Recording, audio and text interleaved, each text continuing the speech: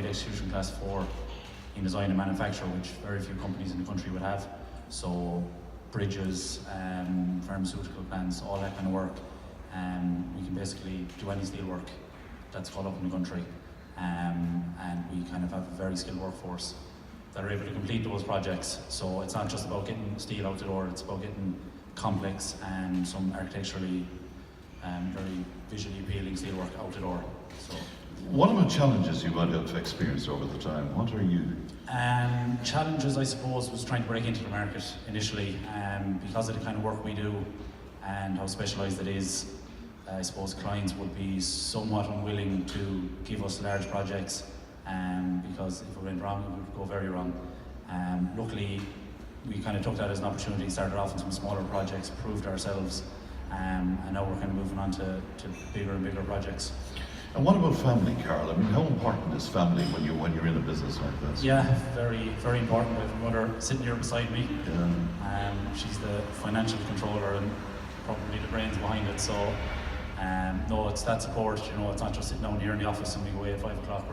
We're sitting at the kitchen table in the evenings, and it's without each other, I don't think we'd been able to do it. So, hugely important to the company anyway, and to ourselves. What about staff? Because I see a lot of your lads are down there. Yeah, we're very lucky in terms of staff.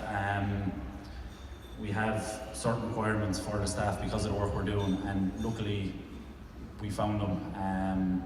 Trying to keep them now is the next thing, but no, that's one area we haven't struggled now, to be fair. Well, the smiley Carl, which is... Yeah. So, no, look, we have some very high skilled fellas there, and we've a couple of younger lads after starting now. They're doing apprenticeships over the next 4 years, so trying to get them trained up now and out on the road, and hopefully a couple more in as well. It's great to hear the word apprenticeship again. Can I speak to Hilda as well for a moment? Hilda, you said the financial controller and all of that. What about the challenges of managing the money, Hilda? You know? Yeah, absolutely, Fran. In a startup situation, particularly, you know, the finance is a very important thing, and I think a lot of people can not recognise how important that is at the end. Sure. When you get an idea and you have an ambition to do something in steelwork, and that's all very well and that's very important, but behind it the cash flow obviously is very important. And we're here in a fabulous facility here where we're lucky enough to get 30,000 square foot here in the centre of town.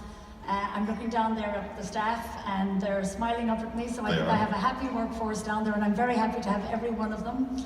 We had some key guys starting off initially and they're still with me, and I'm glad to say that it's growing. It's been all good with the finances. Without the local enterprise office, while we did have startup capital, thankfully, we were able, with the aid of the local enterprise office, to invest in some specialised equipment, which was extremely important, because with our execution class 4, we are striving to complete some high complex projects, as Carol has outlined, and without that equipment we wouldn't have been able to do it. So we have now broken into that market. We're dealing with some of the bigger jobs and the bigger contractors in the country.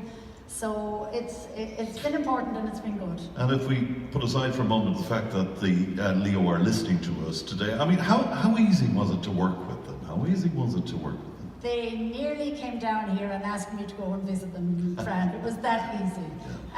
It was an idea that, you know, we were starting off, and they were obviously on our minds to go to. They welcomed us with open arms, you know, down to even completing the application form. There was a dedicated person assigned to me so that we covered all the boxes. They couldn't have been more helpful, but not even in grant application form, but also in offering their mentoring in their personal development programs.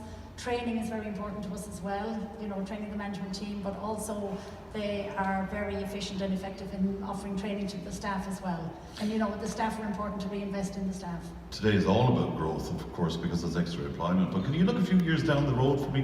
Where are you going to take Mack? Where are we going to take? We're going a long way, Fran. We've come a long way in the last 6-7 months. We're only in existence that length of time, and you know, we have a large workforce already. We have our equipment, we have our staff. Premises is the next step that we're going to have to address, to have our own premises and build a purpose-built facility.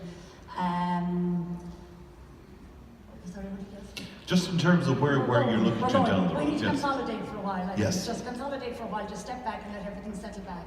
We now know, as Carl has already outlined, we've started with some of the smaller projects. We've proven ourselves to some of the bigger clients, on small projects. We've delivered. Service is so important, and we just pull out all the stops to get that done.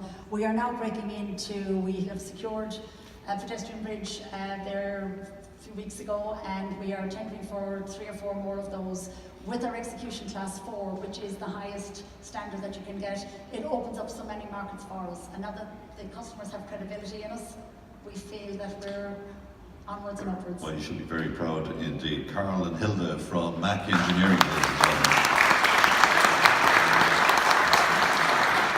And finally, from Personal Engineering, I'm delighted to